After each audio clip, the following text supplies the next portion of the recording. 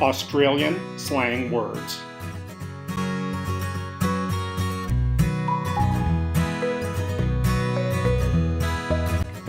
What's the John Dory? This one has its roots in English slang. Cockney is conspicuous for its sing-song rhyming style, and John Dory rhymes with a story. While an actual John Dory is a fish found in Sydney Harbor, this phrase is asked when someone wants to know the gossip or what's going on. Grommet. A young surfer. True Blue. How to distinguish a real Australian? True Blues are loyal friends and family members with solid personalities. One of the aspects that makes English difficult for learners is that slang and idiomatic expressions tend to differ from country to country where English is spoken. It's not too hard to find sources for British or American English, but what about all the other countries where English is the most common language? If you're headed for Australia, or if you just want to hear some of the funniest and most enjoyable slang expressions in the English language anywhere, we can help. We've compiled some Australian slang expressions for your enjoyment and comprehension. Ready, mate? What's the John Dory? This one has its roots in English slang. Cockney is conspicuous for its sing-song rhyming style, and John Dory rhymes with a story. While an actual John Dory is a fish found in Sydney Harbor, this phrase is asked when someone wants to know the gossip or what's going on. Do the Harry. Harry Holt was a prime minister who mysteriously disappeared in 1967. While some suggest he may have been abducted, others believe he quite literally bolted from the responsibilities of his political role. Either way, Harry lives on in infamy as Australians refer to someone getting the hell out as doing the Harry. Alvo, Smoko, Bottle-o, Defo. If an Aussie can find a way to shorten a word, they will. A smoke break turns into smoko, a liquor store is a bottle-o, definitely becomes defo, and afternoon gets gutted down to arvo. Gone walkabout. This phrase derives from indigenous culture, as walkabout was a foot journey taken by Aborigines into the bush in order to live according to traditional indigenous practices. Today, many native Australians enjoy going walkabout, for example, backpacking, traveling, hiking, etc. If you're looking for someone only to be told they've gone walkabout, don't worry too much. Bonza. Also spelled B-O-N-Z-A, it means excellent or great, essentially the Australian equivalent of the American awesome. This truly versatile word can be used as an adjective. Bonzer, mates. A noun. That concert was a real bonzer. An adverb. That food went down bonzer. And an exclamation of joy or agreement. Bonzer.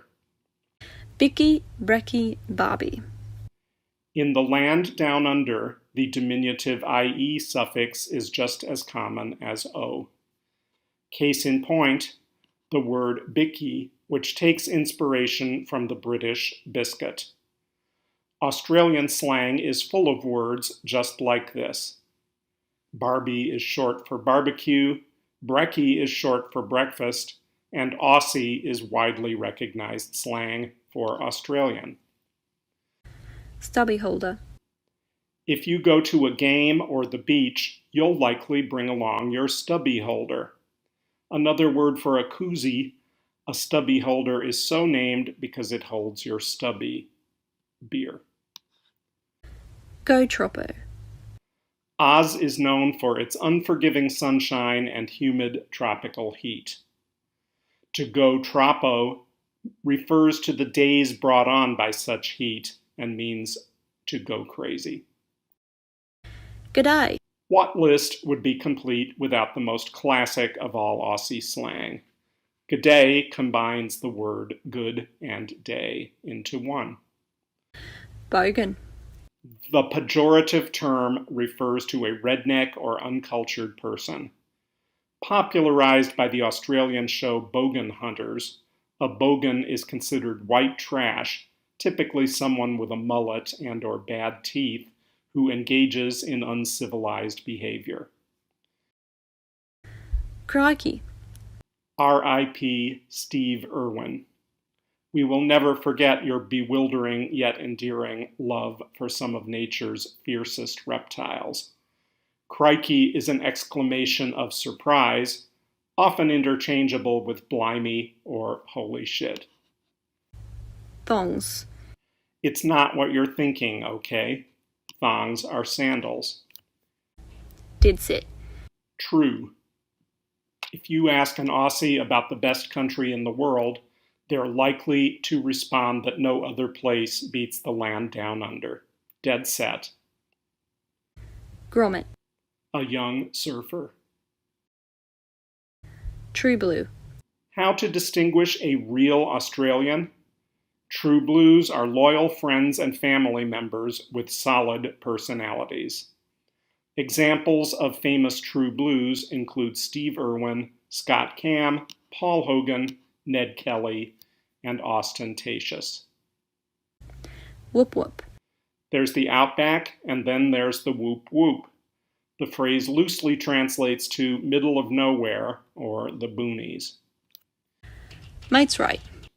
A friend's discount. If you have a friend working at your local bar, then lucky you, you're likely to get a few pints at a mate's rate. Have a Captain Cook. Named in honor of the first Brit to map Eastern Australia, Captain James Cook, this phrase means to have a look or brief inspection. She'll be right. No worries, mate. Everything's going to be okay. Two-pot screamer. We've all got that friend who has more than one drink and immediately starts lurching around and making a fool of themselves. A two-pot screamer is someone who can't hold their liquor. They might be better off keeping the boozing to a minimum. Carrying on like a pork chop. We've never met a pork chop we didn't like, but apparently the Aussies have. To carry on like a pork chop means to act unreasonable. Have a roo loose in the top paddock. Similarly to the American phrase, a few fries short of a happy meal, this Australian colloquialism describes an intellectually impaired person. And the more loose roos, the more moronic the person. Give it a burl. To have a go at something. Sure, we'll give it a burl. What makes these especially difficult is that many of them, such as do the Harry, would be very difficult to figure out without guidance. But now you're ready to use at least some of the most common pieces of Australian slang. There are many more.